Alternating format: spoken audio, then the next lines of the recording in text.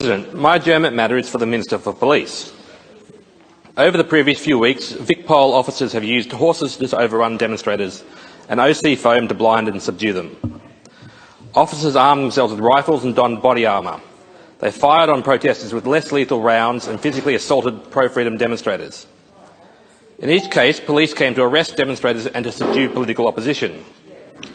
Police surrounded the demonstrators and violently attacked people who tried to escape.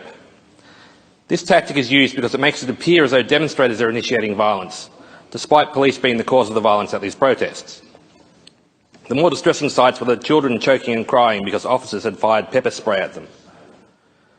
I know this is how the events unfolded because there are live recordings of these protests.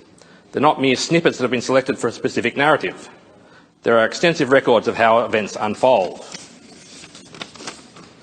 These attacks are deliberate and condoned by the government. The Premier has egged the police on, calling on them to attack the crowds to use whatever method is necessary.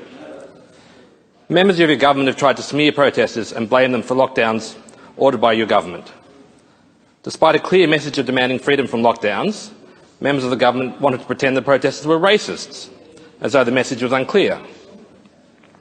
A few weeks ago, the Premier said at a press conference that he had no idea what protesters wanted or why they were protesting.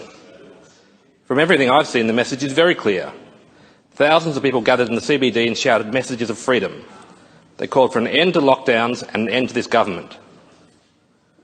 Australia is a free country, Victoria is a free state, and if this government wants to take that freedom away from people, it will have a serious fight on its hands. We have seen protests where the causes were supported by the government, where the police have facilitated a peaceful, safe protest.